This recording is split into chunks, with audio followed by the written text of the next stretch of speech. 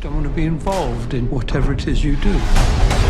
You know exactly what it is that we do. Whoa.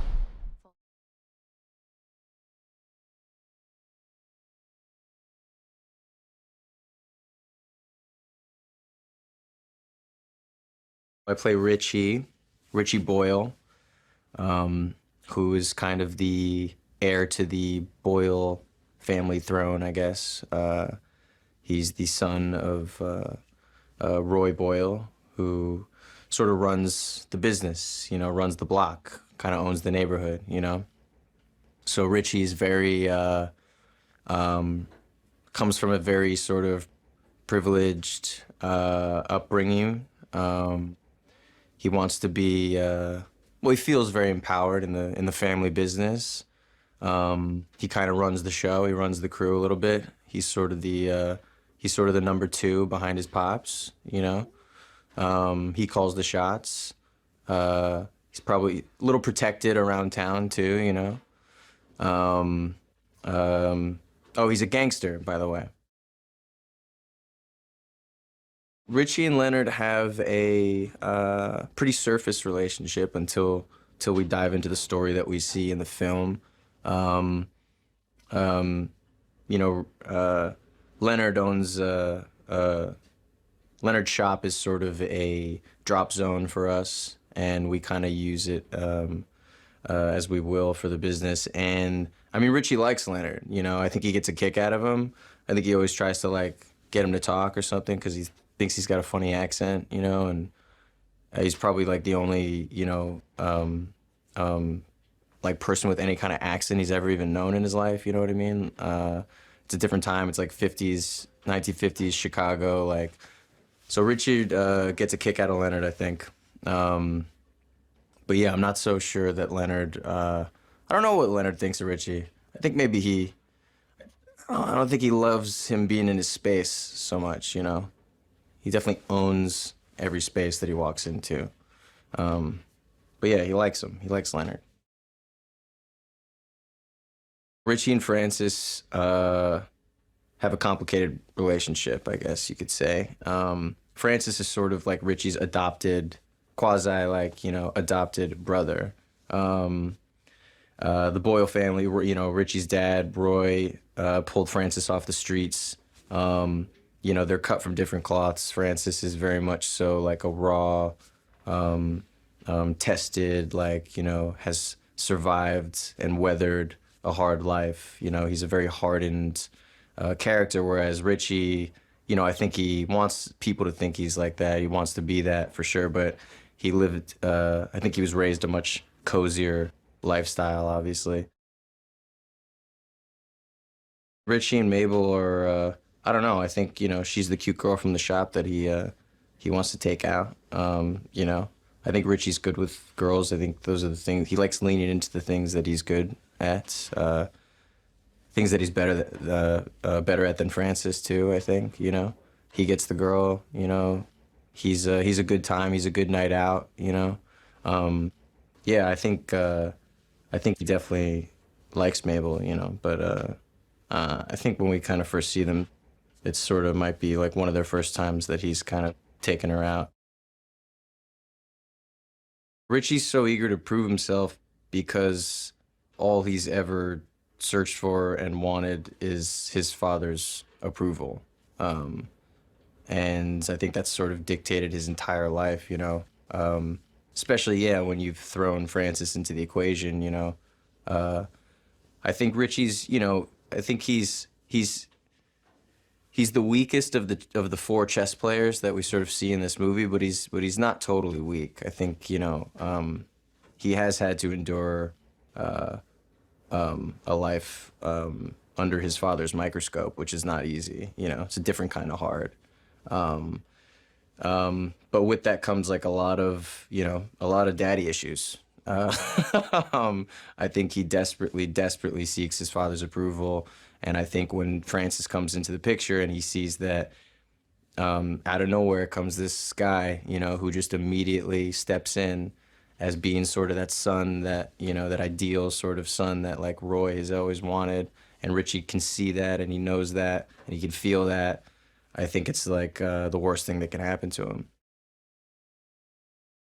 I was obsessed with the script from the second I read it. I told Graham this story, like I read it on a plane and I stood up in my seat when I got to the end of it and I applauded, which is a true story. It's just an incredible piece of material, you know, and I think I don't know, it's just extremely rare to come across like something like this, and I was just so taken and blown away with it immediately. I loved Richie. I loved that role. I was so shocked with the turn in the middle of the piece, you know, and it's just, you know, it's again, I guess it's just the kind of piece of material that doesn't come across your desk very often. The most enjoyable aspects of playing the role or being a part of this at all has just been every piece of it. I mean, it's everything you dream about doing, like in a movie, you know, when you're growing up. It's all the cool things you wanted to, that you fantasized about, you know, like, I mean, the suits, the smokes, the swagger, you know, like it's just dripping with the kind of stuff that like is just a dream to play, you know. And then when you add the depth into that every character is layered with, and again, sort of that chess match that ensues, and like, I mean, it's just so clever and so fun and so colorful.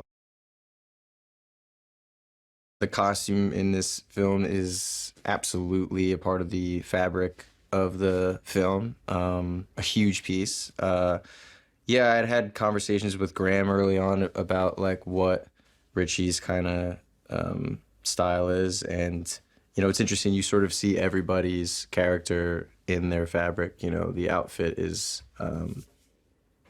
each of their outfits that they wear. It's, you know, we all sort of have a mask. Not everyone is totally what they seem to be. You know what I mean? And I think the clothes play a huge role in that. The costume department has been unbelievable, and the suits that, I mean, I had like my suit, you know, made at Huntsman, which is incredible, and it's the nicest thing I've ever had on me, and I don't deserve to be in this in this nice of clothes. But yeah, I'm sort of the, you know, I'm flashy. I'm as flashy as it gets, you know. I think Richie likes to present as much as he can. This cast has been amazing to work with. It's been a really fun experience, and I think different for most of us in terms of like the prep process and the rehearsal. It's really felt like we've been like putting on a play, you know, like a proper like stage production. It's one location, you know, so we have control of shooting in sequence, in order, you know.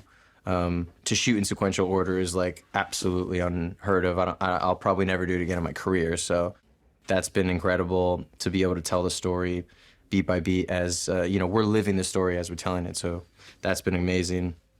And to be, yeah, it's been it's a really smart group of actors, and I've learned something from each of them, you know, and I think it's incredible because we're led by, you know, a guy who is just such a master of his craft, and also just such a really, really great and open human being, and willing to share, you know, what he knows and what he's practiced and what he's learned, and